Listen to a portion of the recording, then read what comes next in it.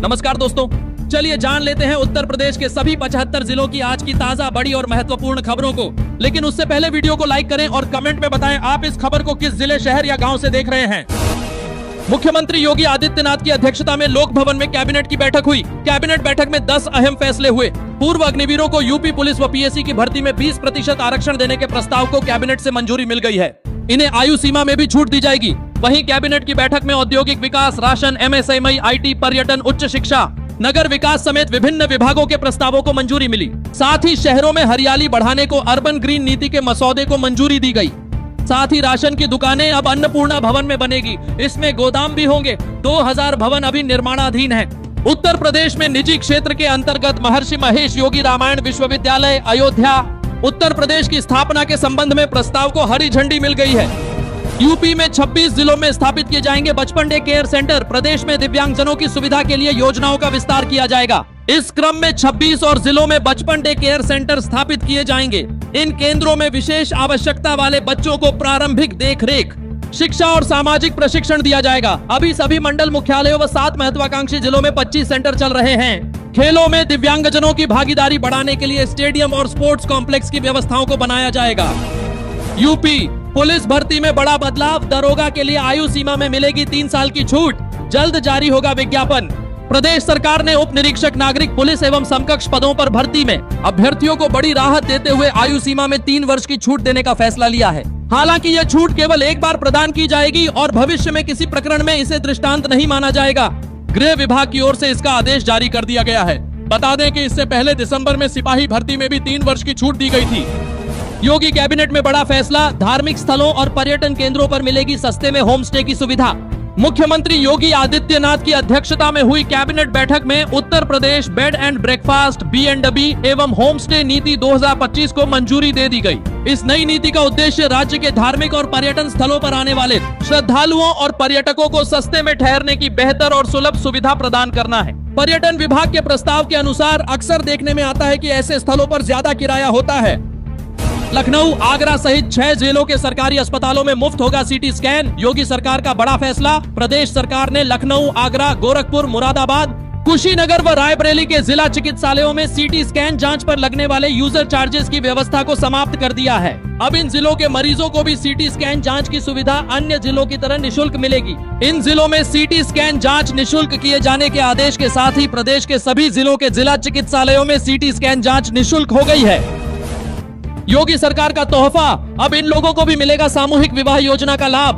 उत्तर प्रदेश में मुख्यमंत्री सामूहिक विवाह योजना के तहत अब सालाना 3 लाख रुपए तक की आय वाले परिवारों को लाभ मिलेगा। मंगलवार को एक आधिकारिक बयान में यह जानकारी दी गई। समाज कल्याण विभाग के वरिष्ठ अधिकारियों के हवाले से इस बयान में कहा गया कि अब आय सीमा को बढ़ाकर 3 लाख रुपए वार्षिक कर दिया गया है, जिससे ग्रामीण और शहरी दोनों क्षेत्रों के अधिक से अधिक परिवार इस योजना के दायरे में आ सके। छुट्टियों के बाद स्कूलों में टैबलेट से शिक्षकों की हाजिरी। प्रेरणा पोर्टल पर डालनी होगी सेल्फी। ग्रीष्मकालीन अवकाश के बाद खुल रहे स्कूलों में टैबलेट शिक्षकों की उपस्थिति का समय बताएगा। सभी को प्रत्येक दिन सुबह 7:30 बजे सेल्फी लेकर प्रेरणा पोर्टल पर अपलोड करनी होगी। इसमें लापरवाही करने पर संबंधित शिक्षकों के वेतन से कटौती की जाएगी। फिरोजाबाद के BSA आशीष कुमार पांडे ने कहा कि सभी शिक्षकों को इन निर्देशों का पालन करना होगा। अवहेलना करने पर कार्रवाई की जाएगी। रामनगरी अयोध्या में खुलेगा रामायण यूनिवर्सिटी। मथुरा, गाजियाबाद को भी मिला योगी सरकार का तोहफा। मुख्यमंत्री योगी आदित्यनाथ की अध्यक्षता में हुई मंत्रिपरिषद की बैठक में कई फैसलों पर मंजूरी दी गई। लोक भवन के सभागार में आयोजित कैबिनेट बैठक में कुल 11 प्रस्ताव अनुमोदन के लिए रखे गए, जिसमें कैबिनेट ने 10 प्रस्तावों को स्वीकृति प्रदान की। इसके तहत प्रदेश को जल्द 3 और निजी विश्वविद्यालय भी मिलेंगे। योगी सरकार ने अयोध्या में निजी क्षेत्र के तहत रामायण विश्वविद्यालय के संचालन को मंजूरी दे दी गई है।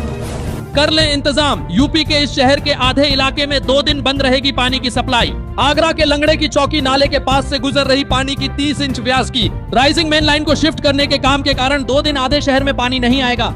जलकल विभाग के अधिशासी अभियंता ने बताया कि 4 जून को सुबह जलापूर्ति के बाद काम शुरू किया जाएगा, जिस वजह से उसी दिन शाम को और 5 जून को सुबह और शाम को जलापूर्ति बाधित रहेगी। नोएडा के डाटा सेंटर को योगी सरकार का बड़ा तोहफा। 59 करोड़ का बिजली बिल करेगी माफ। नोएडा में स्थित ST Telemedia global data centres को प्रदेश सरकार ने राहत दी है। उत्तर प्रदेश डाटा सेंटर नीति 2021 के तहत सरकार इसे 59 करोड़ रुपए का बिजली के बिल का भुगतान करेगी। डाटा सेंटर को 2 अलग अलग ग्रिड से बिजली का कनेक्शन दिया जाता है। इस नीति के अनुसार डाटा सेंटर को 2 ग्रिड में से जिसका भी बिल कम आता उसे सरकार वहन करती है। दोस्तों, क्या आम जनता का भी बिल माफ किया जाना चाहिए? कमेंट जरूर करें। अब रजिस्ट्री की फाइलें नहीं रोक पाएंगे बाबू और अधिकारी, एलडीए ने तय की समय सीमा। एलडीए में अब मकान दुकान की रजिस्ट्री के लिए आवंटियों को बाबुओं और अधिकारियों के चक्कर नहीं लगते होंगे, उनके रहमो करम पर नहीं निर्भर रहना होगा। एलडीए उपाध्यक्ष प्रथमेश कुमार ने इसके लिए 31 मई को आदेश जारी कर संपत्तियों के निबंधन की समय सीमा तय कर दी है। इस एसओपी के लागू होने से आवंटियों का वर्षों से हो रहा शोषण रुकेगा और फाइलों को जानबूझकर रोकने वालों की जिम्मेदारी तय होगी। यूपी के कानपुर में होगा देश का सबसे लंबा मंदना अनवरगंज एलिवेटेड ट्रैक। 1115 करोड़ की लागत से होगा निर्माण। Mandhana Anwarganj elevated railway track के निर्माण पर मुहर लग चुकी है। 15.5 किलोमीटर लंबे इस ट्रैक के बनते ही कानपुर के खाते में एक और बड़ी उपलब्धि जुड़ जाएगी। यह देश का सबसे लंबा ट्रैक होगा। इस पर करीब 1115 करोड़ रुपए खर्च होंगे। एलिवेटेड ट्रैक के लिए 15 मई को जारी निविदा में आधा दर्जन कंपनियां आगे बढ़ी हैं। 30 जुलाई को अंतिम तारीख के बाद निर्माण कंपनी तय होगी। परिवहन विभाग दिव्यांग यात्रियों का करेगा डाटा तैयार। दिव्यांगों से बदसलूकी पर सख्ती, चालक परिचालकों का होगा प्रशिक्षण। प्रदेश सरकार अब दिव्यांगजनों को बसों में बेहतर सुविधा और सम्मान के साथ यात्रा का मौका देने के लिए मंत्री स्वतंत्र प्रभार नरेंद्र कश्यप ने लखनऊ में परिवहन विभाग के अधिकारियों के साथ बैठक की। मंत्री ने निर्देश दिया कि दिव्यांगजनों की यात्रा से जुड़ा पूरा रिकॉर्ड बनाएं। इसमें यात्री का नाम, मोबाइल नंबर, यूआईडी कार्ड, अब तक की यात्राएं और साथ चलने वाले सहयोगी का विवरण शामिल हो। यूपी में लापरवाह डॉक्टरों को नौकरी से निकालने लगे ब्रजेश पाठक। 5 चिकित्सक बर्खास्त। यूपी में मरीजों के प्रति असंवेदनशील व्यवहार और काम में लापरवाही बरतने पर deputy CM Brajesh Pathak action में आ गए हैं। 5 डॉक्टरों को बर्खास्त करने के निर्देश जारी कर दिए हैं। बछरावा में तैनात डा नीलिमा आर्या, डॉक्टर अंजू वर्मा, मनीष कुमार, डॉक्टर प्रशांत कुमार एवं डॉक्टर अभिलाषा भारद्वाज लगातार अपने कार्यों के प्रति लापरवाही बरत रहे थे। रोगियों के प्रति असंवेदनशील व्यवहार भी था। सीएम योगी बोले, प्रदेश के 10 करोड़ लोगों को आयुष्मान योजना का लाभ, बड़े मेडिकल कॉलेज। मोदी सरकार के 11 वर्ष पूर्ण होने के उपलक्ष्य में लखनऊ में आयोजित प्रदेश स्तरीय कार्यशाला में मुख्यमंत्री योगी आदित्यनाथ ने भारतीय जनता पार्टी के कार्यकर्ताओं को संबोधित करते हुए केंद्र सरकार की उपलब्धियों को जन जन तक पहुंचाने का आह्वान किया।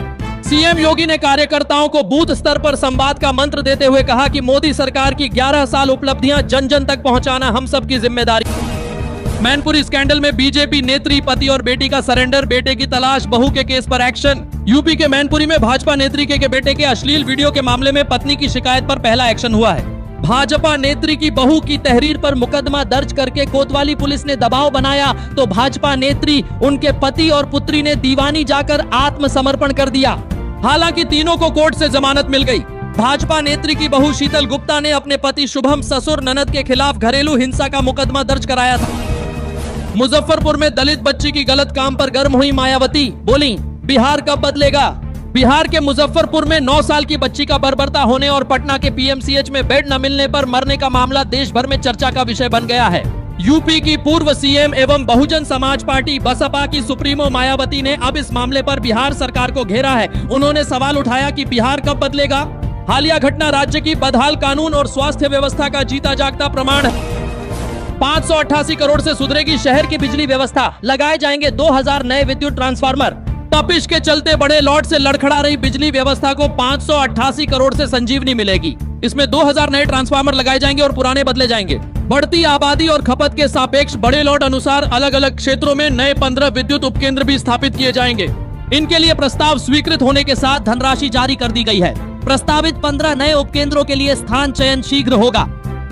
सड़क पर नहीं होगी नमाज, संवेदनशील क्षेत्रों में ड्रोन से निगरानी। गंगा दशहरा बकरीद को लेकर पुलिस कमिश्नर ने की बैठक। गंगा दशहरा 5 जून को और 7 जून को बकरीद पर्व मनाया जाएगा। दोनों पर्वों को सकुशल संपन्न कराने को लेकर पुलिस कमिश्नर मोहित अग्रवाल ने मातहत अफसरों संग बैठक की। संवेदनशील क्षेत्रों में विशेष सतर्कता बरतने के निर्देश दिए। कहा, पूर्व में चिन्हित स्थानों पर अतिरिक्त फोर्स की तैनाती सुनिश्चित कराई जाए। सड़क पर नमाज पढ़ने की इजाजत न दी जाए। जीएसटी अफसर बनकर आए बदमाशों ने 29 लाख लूटे। शामली में हाईवे पर कार रुकवाई। भारत सरकार लिखी बोलेरो से थे लुटेरे। शामली में बदमाशों ने पानीपत हाईवे पर एक कैशियर से 29 लाख रुपए लूट लिए। कैशियर अपने ड्राइवर के साथ मेरठ से पेमेंट लेकर लौट रहा था। मंगलवार रात करीब 8 बजे हाईवे पर भारत सरकार लिखी बोलेरो ने उनकी कार को ओवरटेक किया, फिर कार रुकवा ली। बोलेरो से उतरे 3 बदमाशों ने खुद को जीएसटी अफसर बताया और सारा कैश लूट ले गए।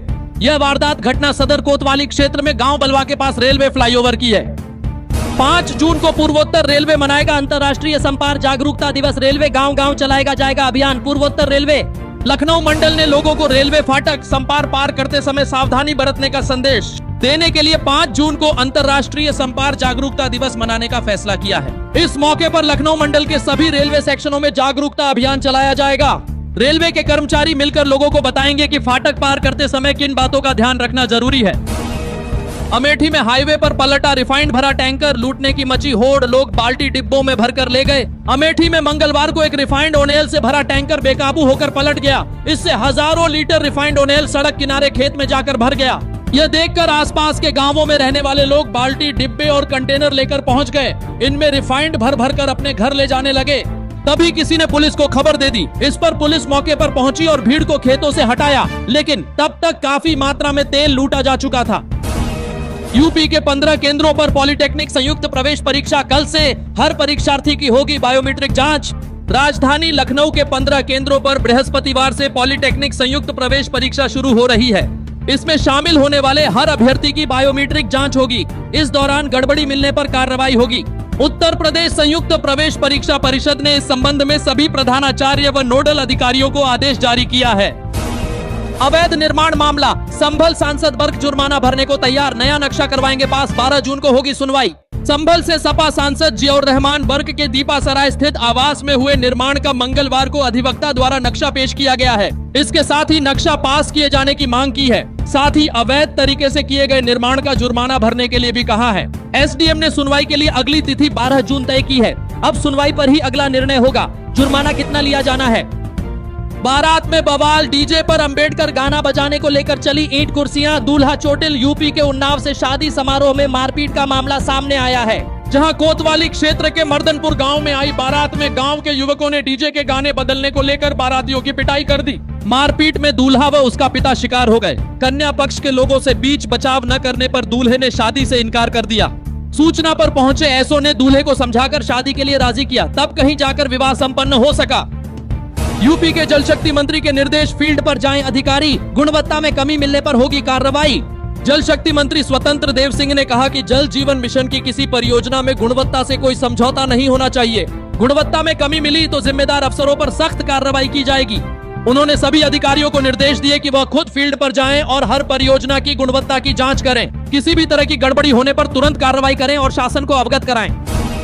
यूपी के 19 शहरों का मौसम बदला। वाराणसी, बरेली में बारिश, संभल में ओले गिरे, आंधी से रेलवे फाटक पर पेड़ गिरा। आज 60 शहरों में अलर्ट। यूपी के मौसम में बदलाव जारी है। मंगलवार को प्रदेश के 19 शहरों में कहीं हल्की तो कहीं तेज बारिश हुई। शाम को बरेली और वाराणसी में हवा के झोंके के साथ बरसात हुई। सबसे ज्यादा 8 मिमी बरसात अलीगढ़ में हुई। मौसम विभाग ने आज 60 जिलों में आंधी बारिश का अलर्ट जारी किया। इस दौरान 30 से 40 किमी प्रति घंटे की स्पीड से हवा चलने का अनुमान है, जो पूरी लिस्ट आप स्क्रीन पर देख पा रहे हैं। तो दोस्तों, आज के लिए बस इतना ही। प्लीज वीडियो को ज्यादा से ज्यादा लाइक, शेयर करें और चैनल को सब्सक्राइब करना न भूलें।